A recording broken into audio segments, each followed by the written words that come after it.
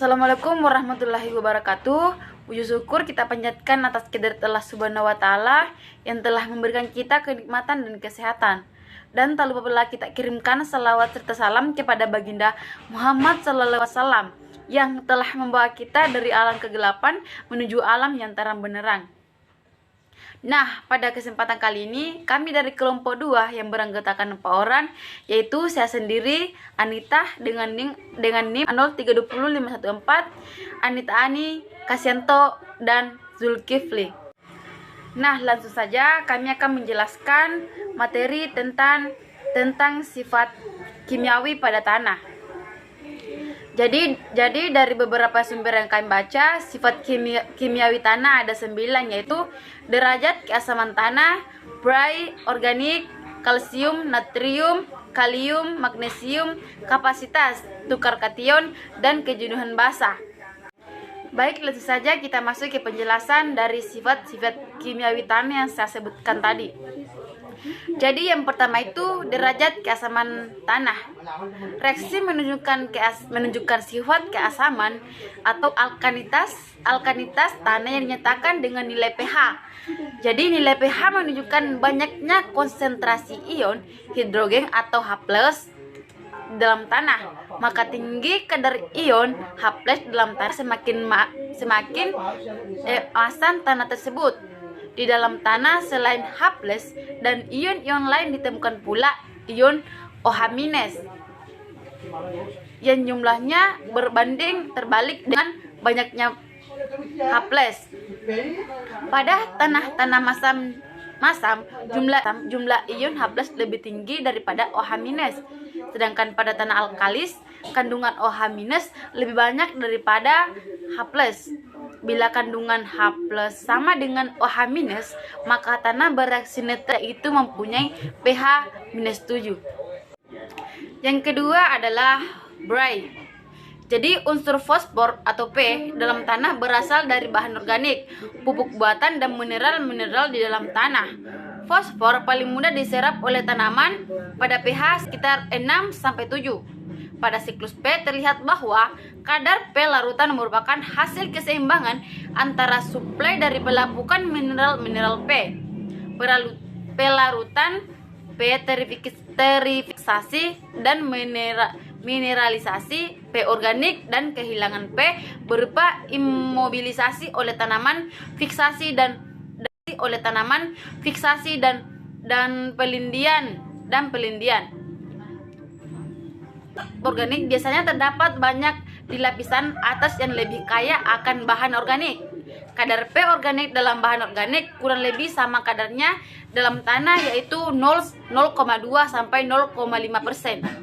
Tanah-tanah tua di Indonesia umumnya terkadar alami P rendah dan berasal fiksasi tinggi, sehingga penanaman 5 tanpa memperhatikan suplai P kemungkinan besar akan gagal akibat definisi P. Menurut Von pada tahun 1994, jika kekurangan fosfor, pembelahan sel pada tanaman terhambat dan pertumbuhan menjadi kerdil. Sekian dari saya, penjelasan selanjutnya akan dijelaskan oleh teman-teman saya. Assalamualaikum warahmatullahi wabarakatuh. Perkenalkan, nama saya Anita Ani, NIM 032522, Prodi Agroekoteknologi.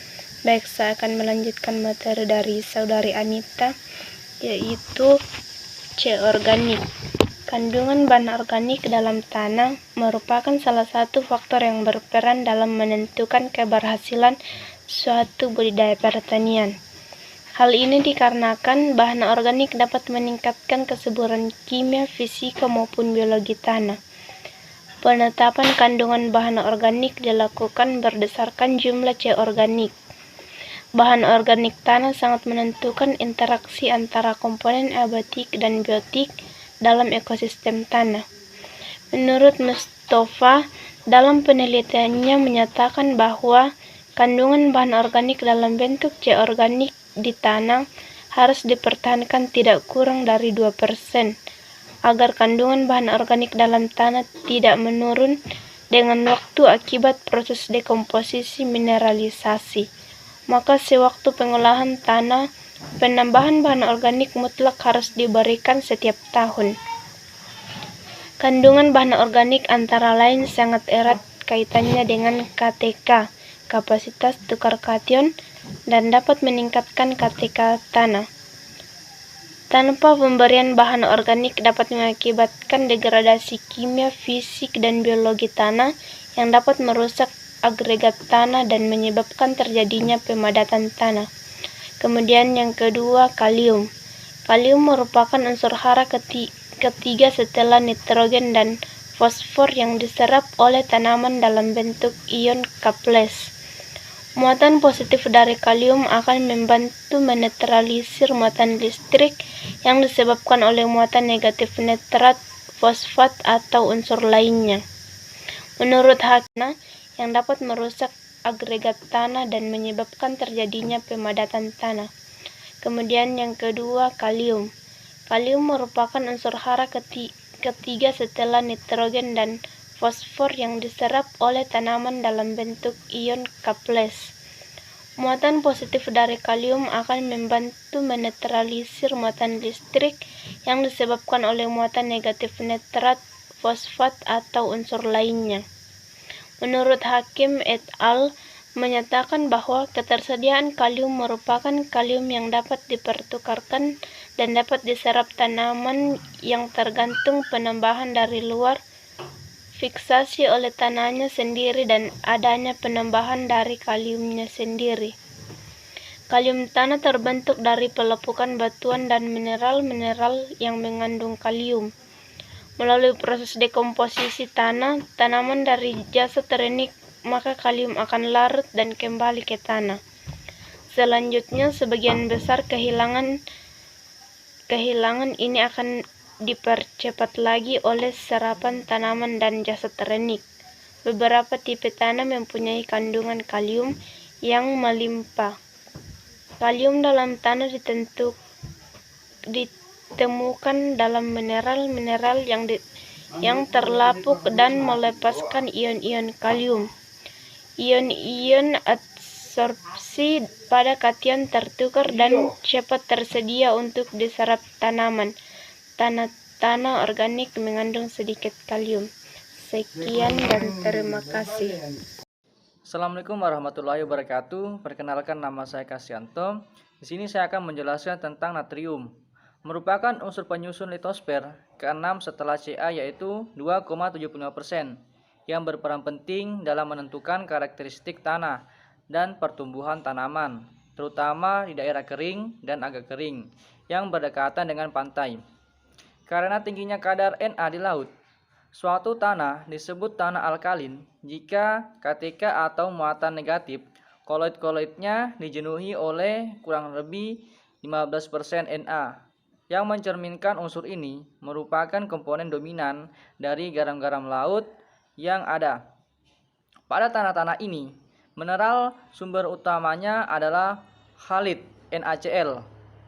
Kelompok tanah alkalin ini disebut tanah halomorfik, yang umumnya terbentuk di daerah pesisir pantai, iklim kering, dan berdrainase buruk. Sebagaimana unsur mikro, Na juga bersifat toksik bagi tanaman jika terdapat dalam tanah dalam jumlah yang sedikit berlebihan. Kalsium, Ca.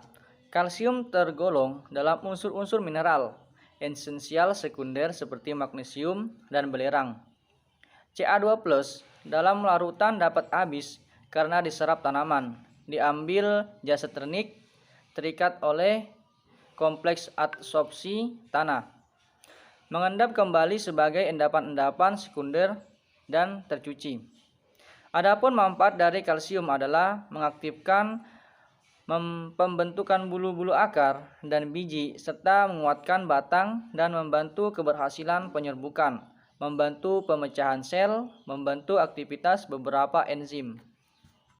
Magnesium merupakan unsur pembentuk klorofil, seperti halnya dengan beberapa hara lainnya. Kekurangan magnesium mengakibatkan perubahan warna yang khas pada daun. Kadang-kadang pengguguran daun sebelum waktunya merupakan akibat dari kekurangan magnesium. Kapasitas tukar kation KTK merupakan sifat kimia yang sangat erat hubungannya dengan kesuburan tanah.